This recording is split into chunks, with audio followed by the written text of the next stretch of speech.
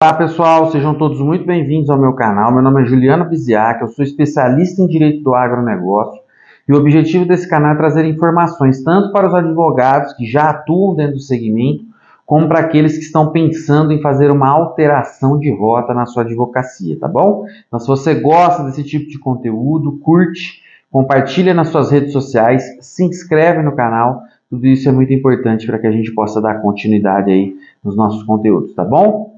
E hoje nós vamos falar sobre as fases que compõem a atuação judicial dentro da matéria de endividamento rural, né?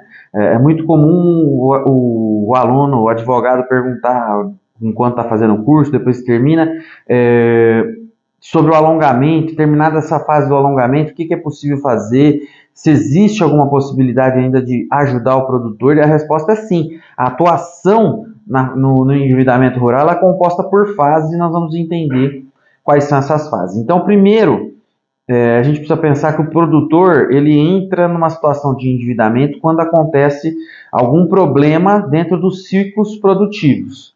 Então, é aquele produtor que investiu na sua atividade, contratou empréstimos, custeios e investimentos, muitas vezes até altos, né? Então, vamos pensar no produtor de soja que passou por os últimos 3 ciclos produtivos muito difíceis, e ele contrata custeio e investimento, e ele tem lá, juntando todas as cédulas, ele tem uma obrigação de 6 milhões para pagar ao final do ciclo, né? Se ele não tem um resultado positivo, se ele tem a quebra da safra, ou se ele tem uma queda do preço das commodities, também aconteceu, né? A cotação da soja cai e assim por diante, ou se acontece as duas coisas ao mesmo tempo, o que vai acontecer? Vai acontecer uma situação de incapacidade de pagamento, de crise financeira.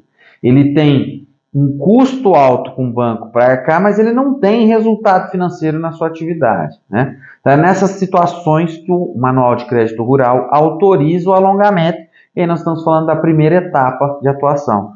Então, o produtor que entra numa situação de endividamento ou de incapacidade de pagamento, qual que é a primeira etapa para resolver o problema dele?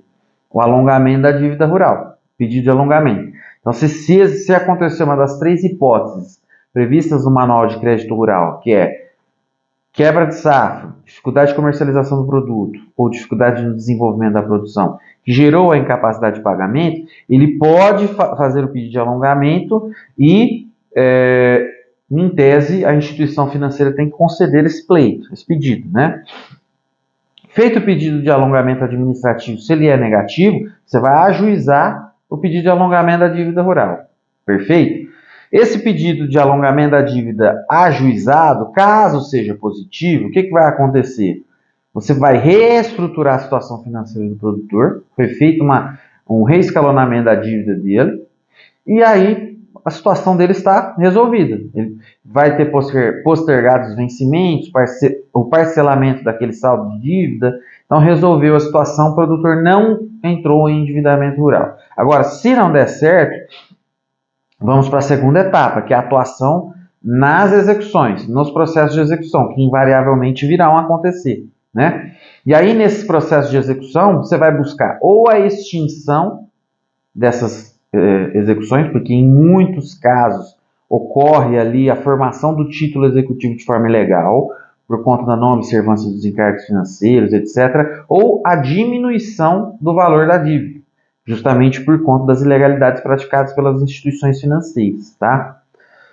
Pode dar certo, como pode não dar certo. Qualquer medida judicial que você fizer, ela tem uma probabilidade de dar certo, né, por conta da jurisprudência, da aplicação legal, mas também pode acontecer do nosso pedido não ser acolhido, né? Isso faz parte da atuação judicial.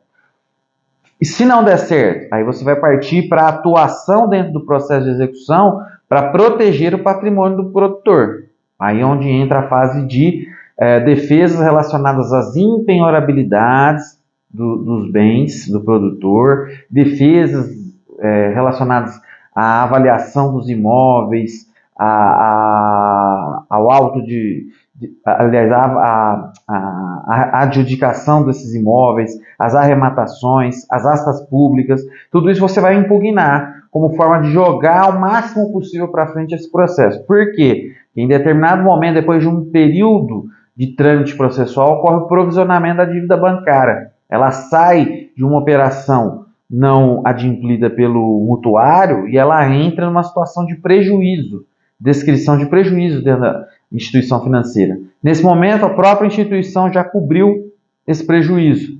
Então, nesse momento, é onde fica muito mais facilitada a condição de acordo dentro da instituição financeira, tanto para parcelar, como também, às vezes, para pagar à vista com desconto e tudo mais. Então, nesse momento de provisionamento da dívida, a situação fica bem mais interessante, né?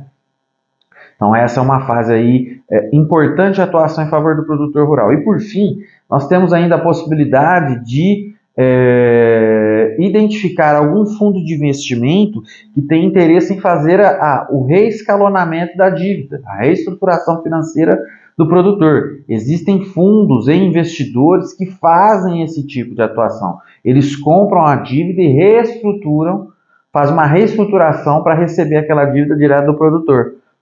Os processos são extintos, as dívidas junto aos bancos são quitadas, e aí ele tem regularizado a sua situação financeira, porque agora ele tem um contrato ativo que ele vai pagar de forma parcelada. É possível fazer? É possível. Então, dentro da realidade ali de cada produtor, você tem pelo menos 3 fases de atuação em favor do produtor, né? De 3 a 4 fases, tá? Em alguma delas você vai conseguir uma alternativa para ajudar o produtor a ele sair dessa situação, tá? Às vezes você consegue a extinção, às vezes você consegue o alongamento, né? Mas se não conseguir, você tem que passar para a próxima fase, que não pode abandonar o produtor nesse meio do caminho, porque ele conta com você e com a sua atuação profissional, tá bom? Então eram essas as informações que tinha para passar para vocês hoje. Se vocês gostam desse tipo de conteúdo, curte, compartilha esse vídeo nas suas redes sociais e se inscreve no canal. Tudo isso é muito importante para nós, ok?